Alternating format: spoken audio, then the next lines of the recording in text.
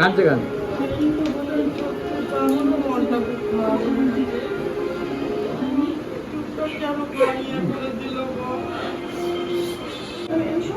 কাঁদছে, একটু ঠান্ডা করি। শুভ সকাল বন্ধুরা। তো তোমাদের সবাইকে আমার প্রীতিস ব্লগ চ্যানেলে অনেক অনেক ওয়েলকাম জানাচ্ছি। তো এই হাসিটা আর আমার মুখে থাকবে না, এখনও আমি জানি না খবরটা, সেই জন্য দেখতে পাচ্ছ এই হাসিটা। এই হাসিটাকে আমি নিজেই এখনও পর্যন্ত মিস করছি। আমার মুখ থেকে কোথায় যে চলে গেছে এই হাসিটা, কি বলবো। এই মুখের মধ্যে একটা আলাদাই মানে কি বলবো আছে হাসির মধ্যে, মানে কি ফ্রিডম, একটা ফ্রিলি, মানে চিন্তা ভাবনাহীন, তাই না? কিন্তু কিছুক্ষণ পরেই ঘটে যাবে আমার সাথে একটা বাজে দুর্ঘটনা।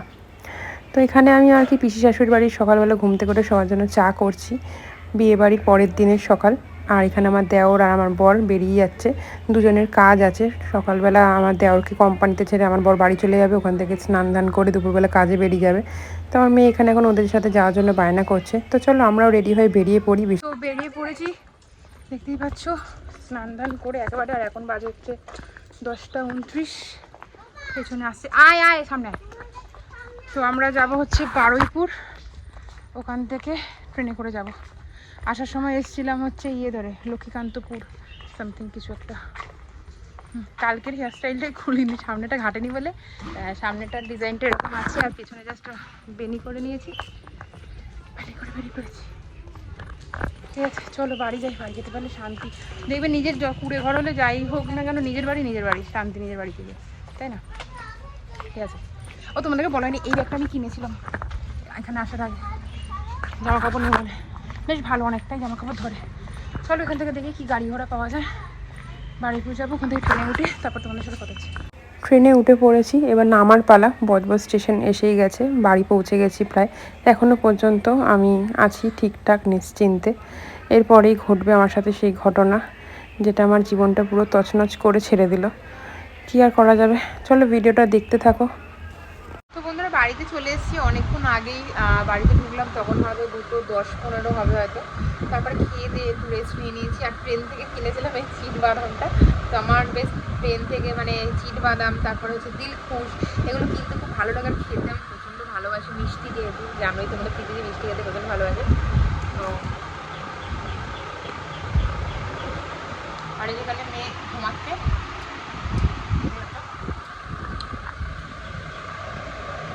মেয়ের আন্টিকে বলেছিলাম সোমবার থেকে একবার পড়াতে আসতে। শনিবার আসলে কখন আসবো কি আসবো, বিকাল হয়ে যাবে কিনা, শরীর টায়ার্ড থাকবে, তো আসতে বান করেছিলাম। তারপরে যেহেতু দেখলাম না তাতেই চলে এসেছি, মেয়েও ঘুমিয়ে পড়েছে, তো ওকে আবার বললাম যে না পড়াতে চলে আসতে, তো আসবি পড়াতে।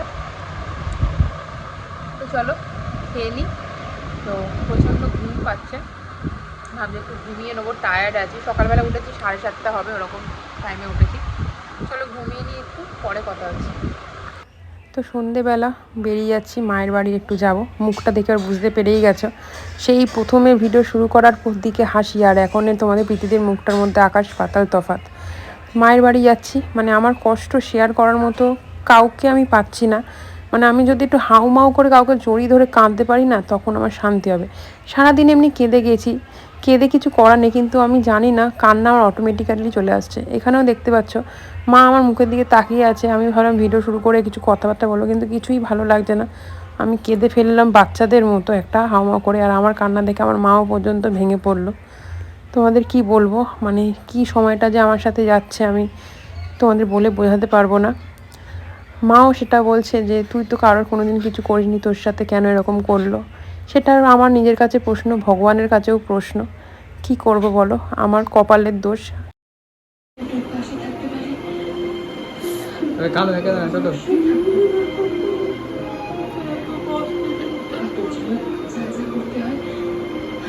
উঠে পড়ো।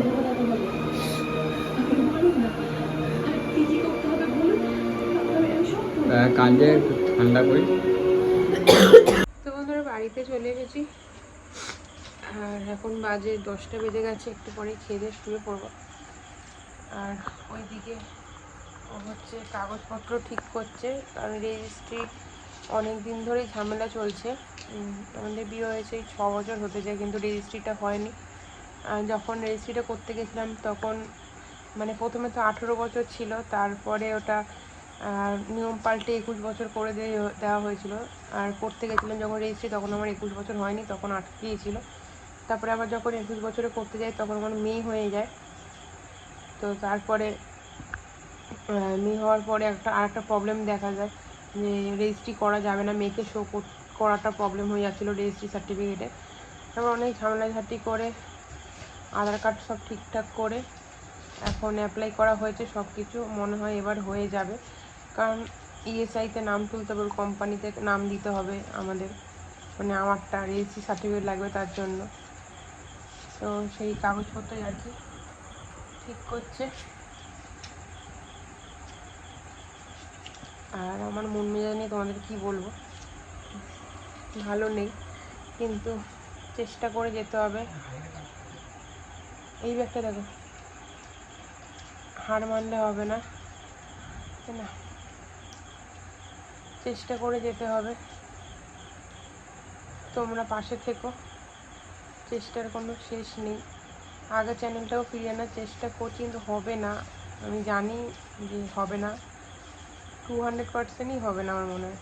কারণ একবার যেটা ডিলিট হয়ে যায়, আর অনেকের চ্যানেল ডিলিট হয়ে করে দিয়েছিল ইউটিউব, বড় বড় চ্যানেল, মিলিয়ন সাবস্ক্রাইবার ওলা, তারাও ফিরে পায়নি। আর আমি তো মনে হয় পাবো না।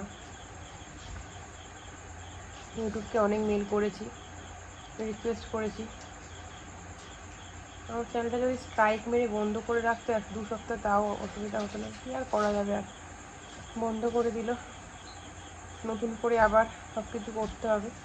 আমার চ্যানেলটা এখন ইউটিউবে সার্চ করলে মানে ওরমভাবে পাওয়া যাচ্ছে না, সবের মনে হয় নাম সেট করে দেওয়া হয়েছে, সেই জন্যে আর কি।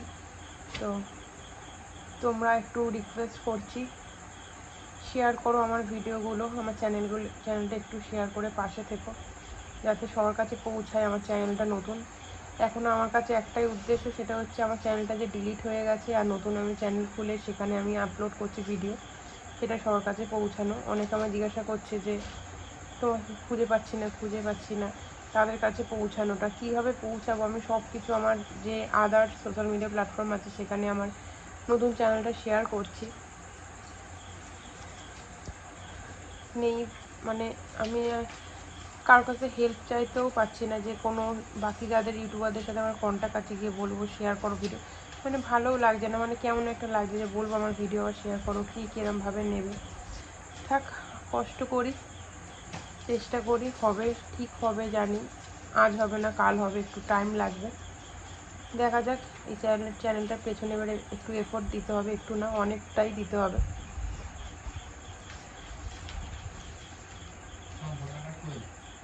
এই ব্যাগে দেখো না, কেন নেই থাকবে না, এই ব্যাগটা দেখো। ঠিক আছে, চলো, ভিডিওটা কন্টিনিউ করছি না, এই অবধি করলাম ভিডিওটা। ভালো লাগলে লাইক কমেন্ট শেয়ার করো। কি করব না করবো ভেবে পাচ্ছি না, কি ভিডিও দেব, মানে একটা মানে ইচ্ছা শক্তিটাই হারিয়ে গেছে, মানে আমার মাথা কাজ করছে না। হাসি সেটা তো তোমাদের পৃথিবী, মানে কি বলবো, মানে আসছে না হাসি জিনিসটাই, একটু সময় লাগবে আমাকে একটু ঠিক হতে, একটু সবে একটা জিনিস গেলে আর কি, ধকল গেলে যেরকম হয়, একটু সময় লাগবে, অনেকটাই সময় লাগবে।